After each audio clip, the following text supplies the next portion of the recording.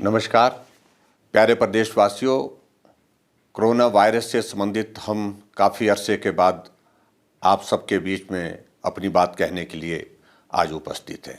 पिछले कुछ दिनों में हमने इस बात को देखा है कि पूरे देश भर में बहुत तेज़ी से कोरोना वायरस के मामलों में बढ़ोतरी हुई है। हिमाचल प्रदेश में भी पिछले दिनों में कोरोना वायरस के मामलों में बहुत तेज़ी से बढ़ोतरी हुई है। अब की बार ये देखने में आया है ये वायरस एक तो तेज़ी के साथ संक्रमण फैला रहा है और दूसरे इस बात को भी हमने देखा है कि डेथ भी बहुत ज़्यादा पूरे देश भर में भी, और उसके साथ हम हिमाचल प्रदेश में अगर हम देखें तो हिमाचल प्रदेश में भी बहुत तेज़ी से मृत्यु दर में भी बढ़ोतरी हुई है, जो हमारे लिए चिंता का विषय है। हमने इस बात को देखा कि 23 फरवरी तक हिमाचल प्रदेश में कुल 58,423 मामले थे और एक्टिव केस सिर्फ मात्र 218 थे। और हिमाचल प्रदेश में उस वक्त तक 23 फरवरी तक जो मृत्यु हुई थी जिन लोगों की, वो आंकड़ा 982 था। और 10 अप्रैल को ये आंकड़ा पहुंच करके जहां 58,423 मामले 23 फरवरी को थे, बढ़ करके 69,114 हो गया। और एक्टिव केस जहां हमारे 218 थे 23 फरवरी को, वो बढ़ करके 5,223 हो गए। और मृत्यु जो 23 फरवरी 2021 को मात्र 982 थी, वो बढ़ करके 1,102 हो गई, जो हमारे लिए बहुत बड़ी चिंता का विषय है। हम इस बात को भी देख रहे हैं कि पिछले 45 दिनों में जो नए मामले हिमाचल प्रदेश में आए हैं उनकी संख्या 10,691 है। और उसके साथ जो मृत्यु जिन लोगों की हुई है 45 दिनों में 120 लोगों की मृत्यु हुई है, जो हमारे सबके लिए चिंता का विषय है। और ऐसी परिस्थिति में मुझे लगता है कि बहुत ज़्यादा सावधानी बरतने की आवश्यकता है।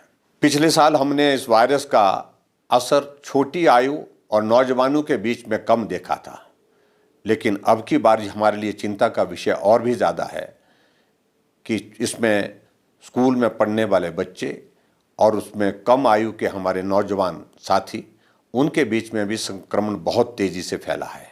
ऐसी परिस्थिति में हमें अब बहुत बड़ी सावधानी के साथ काम करने की आवश्यकता है।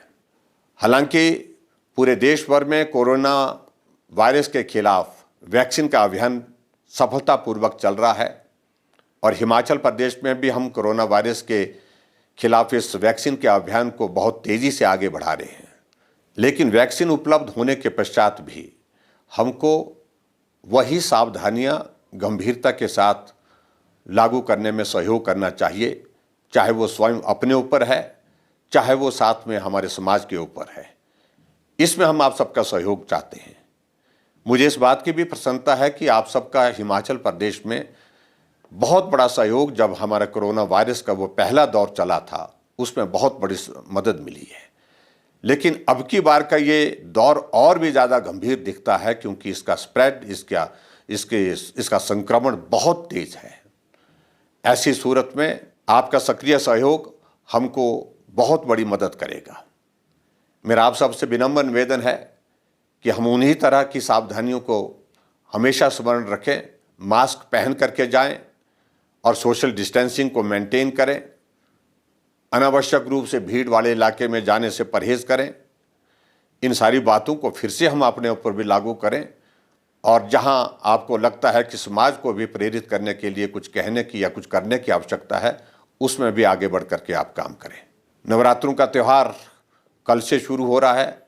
मैं नवरात्रि के अवसर पर आप सबको बहुत बहुत बधाई देता हूँ, शुभकामनाएं देता हूँ। लेकिन परिस्थितियां हमारे सामने इस प्रकार की हैं, हमको नवरात्रों के दिनों में भी कुछ रिस्ट्रिक्शंस के साथ काम करने के लिए आप सबका सहयोग चाहिए। और वो विशेष तौर से हमने तय किया है हिमाचल प्रदेश में कि मंदिर हमारे खुले रहेंगे दर्शन करने के लिए, पूजा करने के लिए। लेकिन जो लंगर, भंडारे और इसके अतिरिक्त जो हमारे जागरण होते हैं, उन पर ऐसी परिस्थितियों में रोक लगाना हमारी व्यवस्था है। मुझे पूरा भरोसा है आप उसमें भी सहयोग देंगे। हमने हिमाचल प्रदेश में कुछ चीज़ों को लेकर के निर्णय किया है, उसमें 3-4 चीज़ों को लेकर के विशेष रूप से मैं आपके सामने ज़रूर जिक्र करना चाहूँगा। एक तो हमने तय किया है कि 21 तारीख तक हमारे स्कूल कॉलेजेस बंद रहेंगे, और उसके अतिरिक्त हमने ये भी तय किया है कि हिमाचल प्रदेश में जहाँ जिन राज्यों में ज़्यादा संक्रमण फैला है उन राज्यों से आने वाले सभी लोगों के लिए एक एडवाइजरी जारी करके कि वो अपने पिछले 72 घंटे की RT-PCR रिपोर्ट के साथ ही हिमाचल प्रदेश में प्रवेश करें। नवरात्रों के साथ में शादियों का भी दौर शुरू हो रहा है। मेरा आप सबसे विनम्र निवेदन है कि शादियों के लिए जो हमने गाइडलाइंस, जो रिस्ट्रिक्शंस जो जारी की हैं, उसके पालन में आप अपना सहयोग करें। इसके साथ मैं विशेष तौर से आप सबसे विनम्र निवेदन करना चाहूँगा, पिछले साल जब कोविड का ये दौर शुरू हुआ था, उस वक्त बहुत गंभीरता के साथ सभी लोगों ने सहयोग दिया। आप सबके सहयोग से उस दौर से हम बाहर निकलने में सफल हुए थे। अब की बार हम इस बात को देख रहे हैं कि वो गंभीरता का दौर उस प्रकार का नहीं है जो पिछले साल था। ये वायरस पिछले साल की तुलना में कम खतरनाक नहीं है, उससे ज़्यादा खतरनाक है। ऐसी परिस्थिति में हमको जो गंभीरता पिछले साल बनी हुई थी उससे ज़्यादा गंभीर होकर के काम करने की आवश्यकता है, और इसलिए मेरा आप सबसे विनम्र निवेदन है कि मास्क पहन करके रहिए और सोशल डिस्टेंसिंग मेंटेन करिए। अनावश्यक रूप से भीड़ वाले इलाके में बिल्कुल मत जाइए, और बुज़ुर्ग लोगों को भी इस बात के लिए, जैसे हम पहले भी कई बार कह चुके हैं, कि अनावश्यक रूप से भीड़ वाले इलाके में जाने से परहेज करना चाहिए। इस दौर को भी हम निश्चित रूप से हम पार करेंगे। मैं आप सबके उत्तम स्वास्थ्य की कामना करता हूँ। आप स्वस्थ रहें, आपका परिवार स्वस्थ रहे, पूरा प्रदेश स्वस्थ रहे, देश स्वस्थ रहे। इसी निवेदन के साथ आप सबका बहुत बहुत धन्यवाद। नमस्कार।